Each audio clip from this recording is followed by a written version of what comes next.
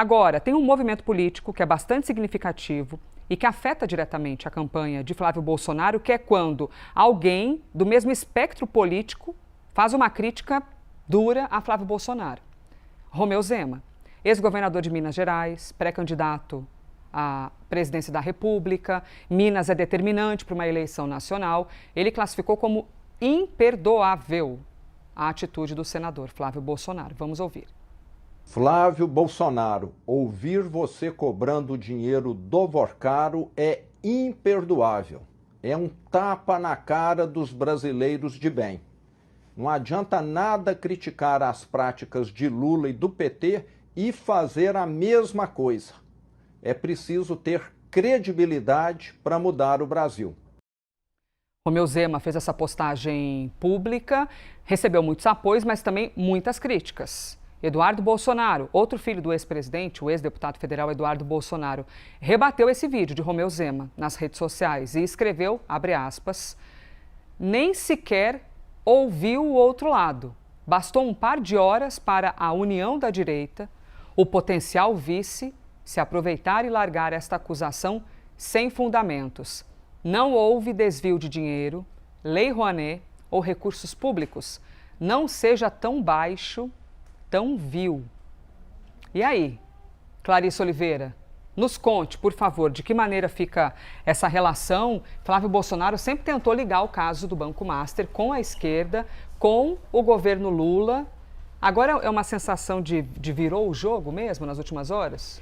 Elisa, você sabe que ontem, quando estourou essa história, eu estava ali na rua resolvendo um pouco a vida, vivendo um pouco. E o telefone começou a tocar e falando ali com pessoas próximas de Flávio Bolsonaro, estava muito evidente que o clima no campo da direita era de barata voa. Ninguém sabia exatamente como se posicionar diante do que estava acontecendo. Aliados próximos do senador não estavam compreendendo essa história toda, porque pelo menos ficou aparente nas primeiras conversas sobre esse assunto, era que Flávio Bolsonaro sempre omitiu dos seus pares, dos seus aliados próximos, qualquer vínculo com Daniel Vorcaro. Pelo menos vários deles pareciam ter sido pegos de surpresa. E há, tanto no campo da direita quanto no campo da esquerda, uma consciência muito clara de que a mentira em volta da coisa toda tem um peso brutal.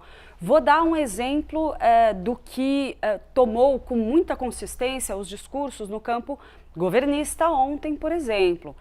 A ideia de que Flávio Bolsonaro quebrou decoro parlamentar. Uma questão básica, ele foi flagrado em vídeo mentindo claramente diante do questionamento aquele vídeo, aquela declaração que a gente mostrou mais cedo aqui, dele rindo, atacando o repórter, agredindo o repórter que o questiona sobre isso e dizendo que não tinha nada disso, que não havia nada relacionado a Daniel Vorcaro bancando o filme que pretende contar a história do seu pai, um filme que, diga-se de passagem, pelo que a gente consegue observar, custou muito mais do que os nossos indicados ao Oscar, mas ok.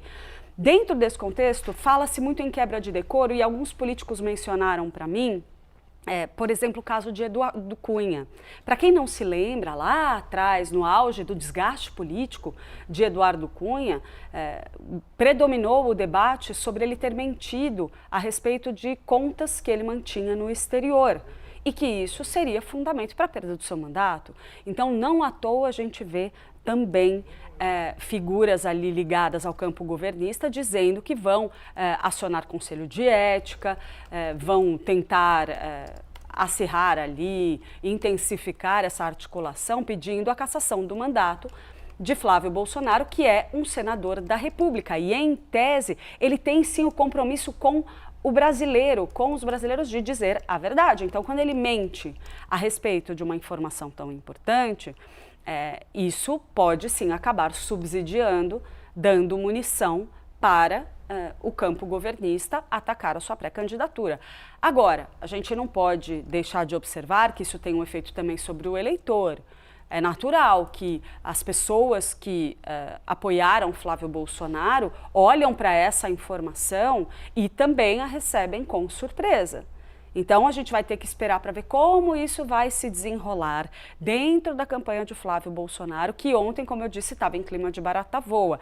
Só depois daquela reunião de emergência que foi convocada, inclusive que trouxe ali para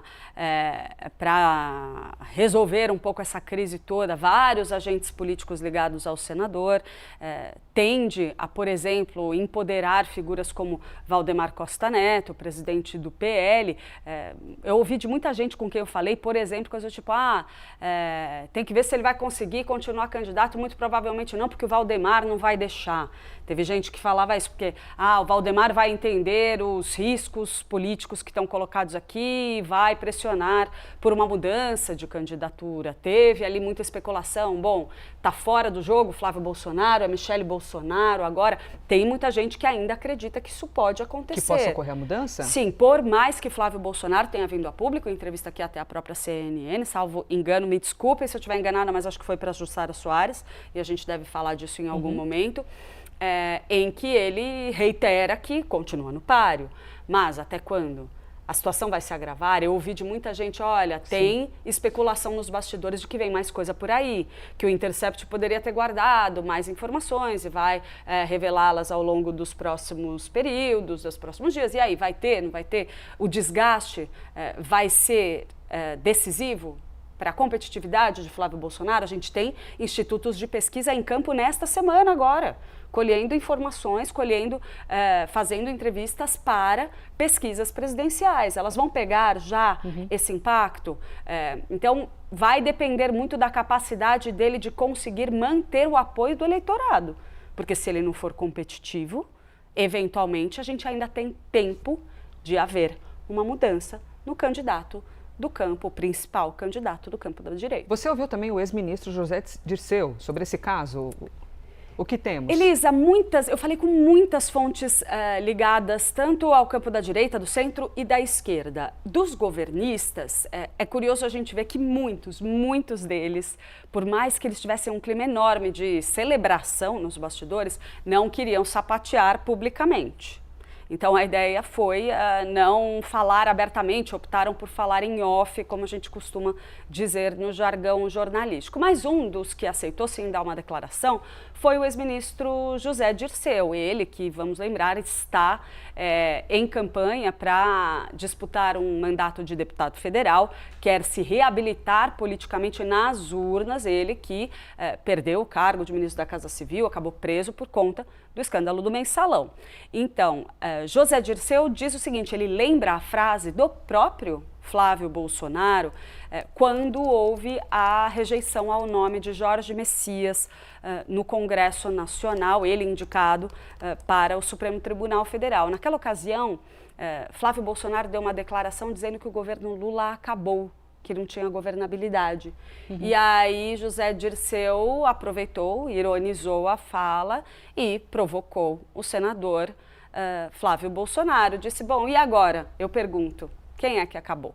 Então a gente consegue sentir um pouco o termômetro no campo governista, com base nisso. Tem essa questão da mentira que é vista pelos aliados do presidente Lula como muito estratégico para a campanha eleitoral, como algo que vai ser explorado, que tem que ser intensificado na estratégia daqui para frente, mas eu senti que tem muita gente que teve o cuidado de deixar que os acontecimentos agora possam ser digeridos, inclusive pelo eleitor, para a gente sentir exatamente qual que é o impacto, o efeito real disso tudo na campanha de Flávio Bolsonaro. Isso ainda não está claro.